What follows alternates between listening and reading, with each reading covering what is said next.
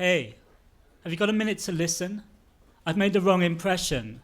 I've usually got the words, got the lines. It's not often I get tongue-tied, yet your face, it sent me into space. And now you don't give me the time. I just want a second first impression. Down in that sweaty basement club, I was a bit messy. Actually, I can't put this subtly. I was on a lot of fucking drugs. They made my eyes all googly, my jaw acting loosely. Oh, what's that? You were too? Then why were you so quick to judge?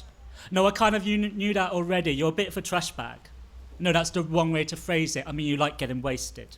You're a hedonist. You've visited the dreams of bliss. You've seen these demons that need their feeding. And the fact that you understand this kind of makes you more attractive. Understand what, you say? We go to the clubs, we take the drugs, there's nothing more to judge. All your talks of demons, dreams of bliss is poetic piss. But there's a problem, I said. Beneath the skin, there's a dragon stirring. How can you tell me there's a problem, he said, when you take them yourself? If this poem fits the shape of my city, there are avenues pre-laid in its narratives. To talk about drugs without colour is to snatch at fireflies in the night. Drugs are dark shapes coagulating. They're the madness of Caligula, the sadness of lonely villains.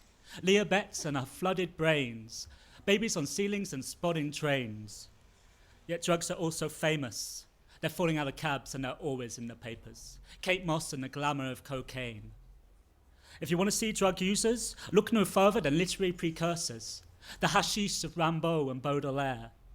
Opium smoke crafting Coleridge's Kubla Khan, Ginsberg howling on acid, and Burroughs in poetic passion as the blue flame heats the spoon and the red poppy's red heart liquid melts.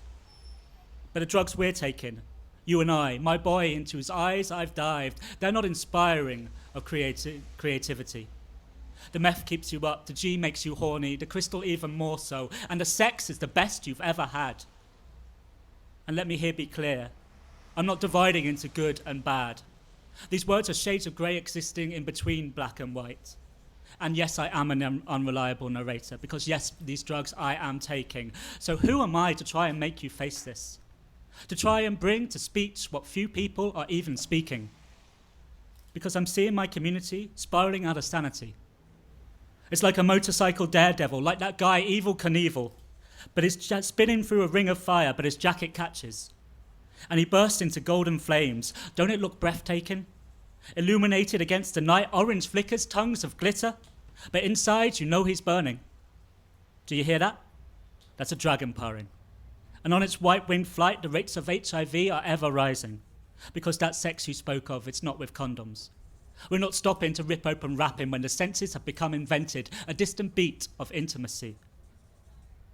And the hours are slipping like sand through our blistered fingers. What is the dragon, he asks. He doesn't feel it stirring beneath the earth. He doesn't hear it purring in the air. And it's true, I once wrote to a boy, Vauxhall is a dragon you can only dance with so often before it burns and bites. But the dragon is not Vauxhall. The dragon is not the clubs. The dragon is not the drugs. The dragon is an appetite.